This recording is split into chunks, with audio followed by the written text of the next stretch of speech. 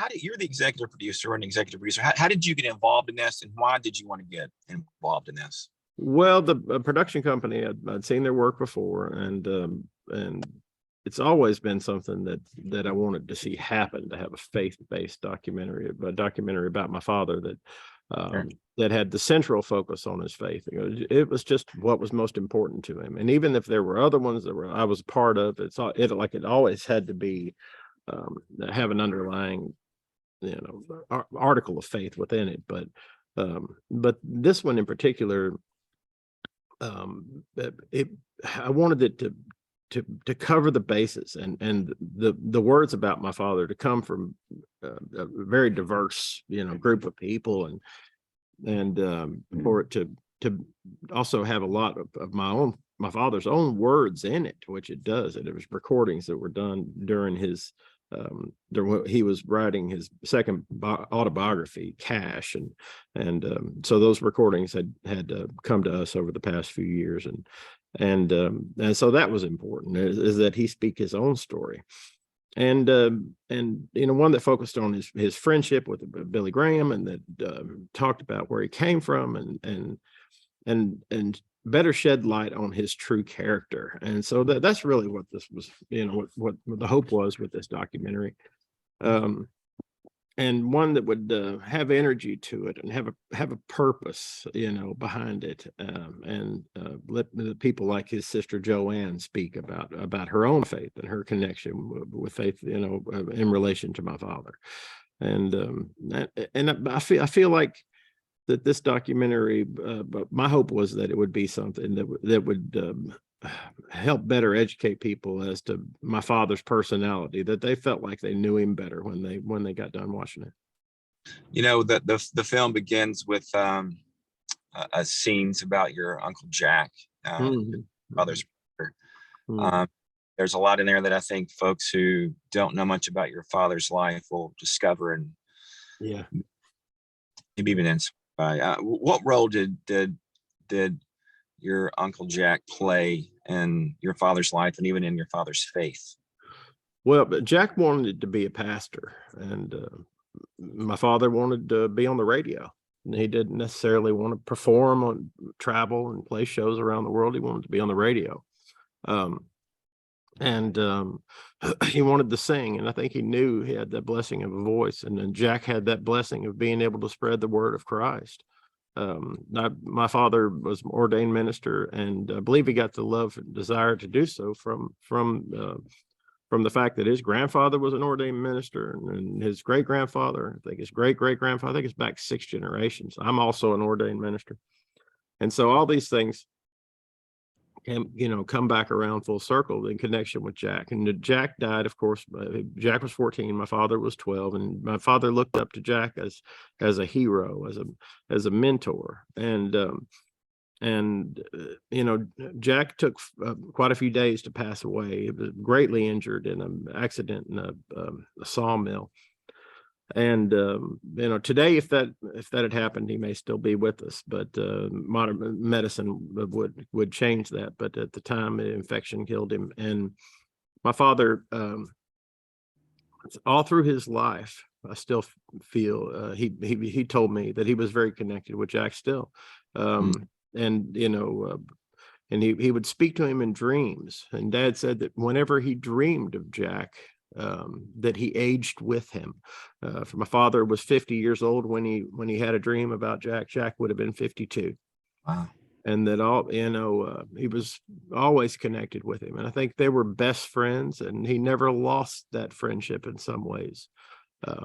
And he got connected with that great loss when he was young. And I think it's sad that at the very end of his life, he also had that great loss. But I think one thing is that Dad came to me and he said, love with everything you got while you can, because it's over in the wink of an eye. And I think that he saw the importance of loving the ones that we're close to, and letting them know how much we care, because we might not get the chance tomorrow.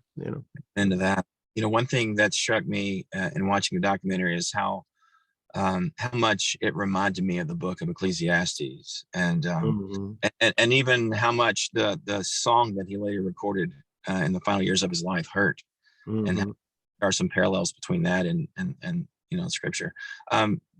What were your thoughts when your father wanted to record Hurt? And I mean, did you embrace the idea? Well, I knew the song very well. I mean, the 9 Inch Nails Downward Spiral was one of my favorite records when I was 22 years old. So by the time my dad turned around and was going to record it a few years later, I said, Dad, are you sure you want to do this? I said, it's a very dark song. He said, it's true to my life. And there's a concept and a thought of understanding that I've lately encountered about that song, is that it's a point of redemption. I mean, how do we maybe we have to get to the point of feeling as if we're utterly hopeless before we reach out for help, before we say, I surrender. And I think that's to my dad, that's what that song was about. It was about a surrender. It was about feeling that place in his life where he was empty. Because sometimes I think when people get, and I know because I've been there, when you're that depressed and you're that down, you don't feel anything.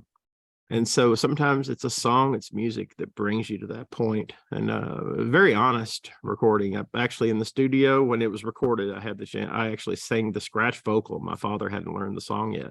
So when it was done, I recorded the scratch vocal. And then the next day, Dad went in and sang the song.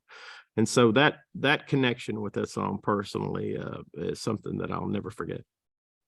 Did your father talk much about regrets in his life, or was he mostly forward thinking in terms of just talking about hope? Well, he said he had no regrets. Mhm.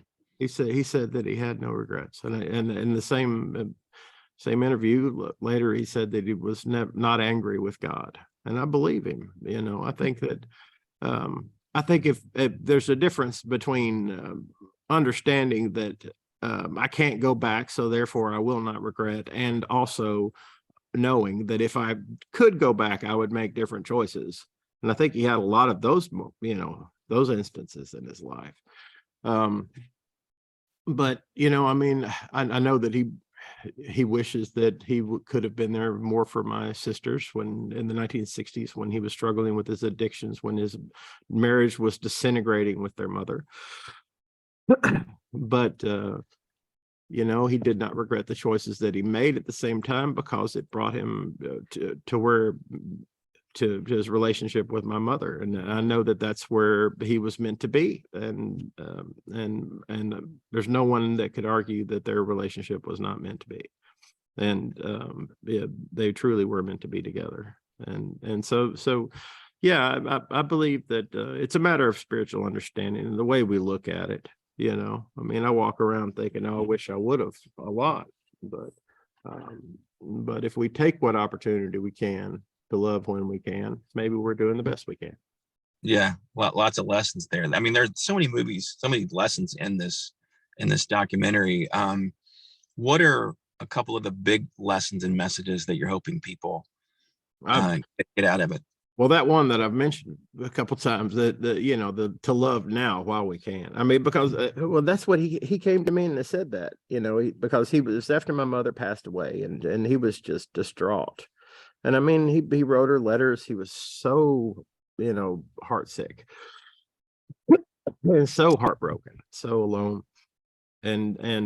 But he just stressed to me the importance of showing love when we can. And so I have to remind myself of that over and over again, because, I like my creature comforts, and I like my isolation. I like my time alone. And sometimes I'd rather not communicate with the person that's in need that I know and love very well. And so I have to remind myself, it's full circle. We give out, it returns. We give out, it returns.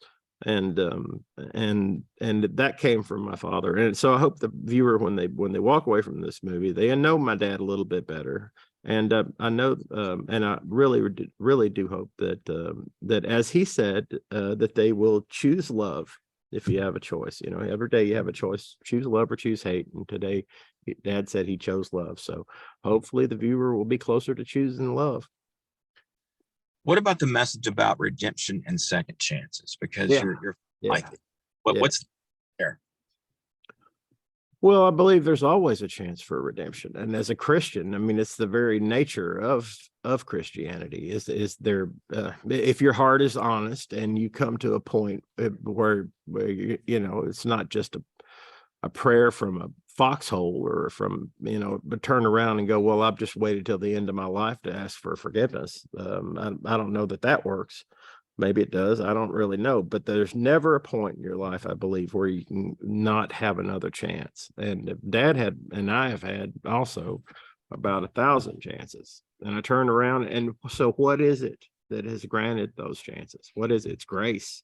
And so it's all about grace, you know, and you know, Dad's redemption, what was it? It was in action. It was in carrying on. It was in continuance of the music, and giving forth his energy at the end of his life. It is that he persisted. And to gain that, he didn't gain redemption from his efforts. Grace would have given it to him anyway, but through the action of it being granted to him in gratitude, he gave out the energy and spirit that he had remaining, you know, and it came through him like a beautiful bounty when he did so.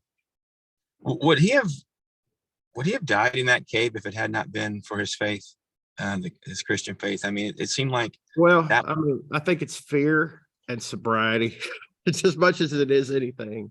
I think, yeah, but I think it's also his faith. I think that, you know, I mean, he was sort of out of his mind on drugs when he went in. He threw away his flashlight. He was gonna give up his life. And I think he woke up sober and afraid. And I think that he cried out to God and he made a promise and he meant it as much as he possibly could. And I believe he found the strength within himself, and then also with a little help, to seek out the light. And he kept on crawling until he finally saw that first little ray of light that let him out, you know, and it happened to be daytime by then. And if it hadn't have been, he wouldn't have seen any light. And so, you know, and people also say, well, your mother saved your father. And I believe that she was very instrumental in his recovery in the late 1960s, which lasted for just a period of years, but that he got back up because he wanted to, because he believed, and because of gratitude. And so, you know, at the top of his game, when he did not have to sing the songs of faith and of the Spirit, he did it anyway. When he had the live Johnny Cash television show, and he stood up against the producers and he said, I'm doing this. This is the way it is. Had a #1 show there for a little while. Eventually, you know, the show went off the air, but he did not stop giving forth his effort to profess his Christian faith every step of the way. One final question for you, John. Your father is popular amongst so many types of people, I guess is the way to put it. Believers, non-believers, living people. I mean, what do you attribute that to? Why do you think his popularity is? Well, I think he naturally didn't judge people, and I think that people, you know, or didn't feel as if he was separate from. He felt more like he was a part of humanity as a whole, and that was honestly how he felt. It wasn't just that he said it. It's just, and so that energy that he gave off was always one of acceptance, you know, and love.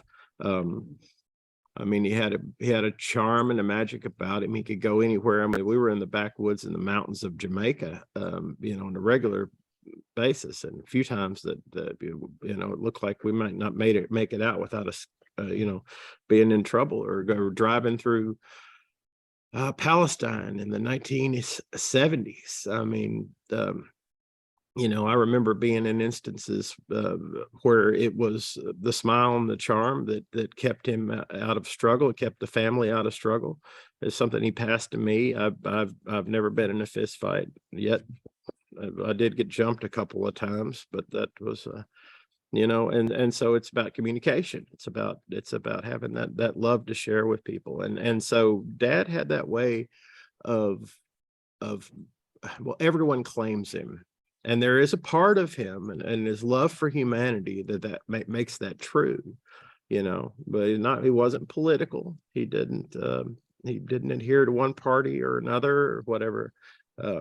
He was a good man and loving, and I think that's what people are attracted to, was the kindness, and that he did not judge.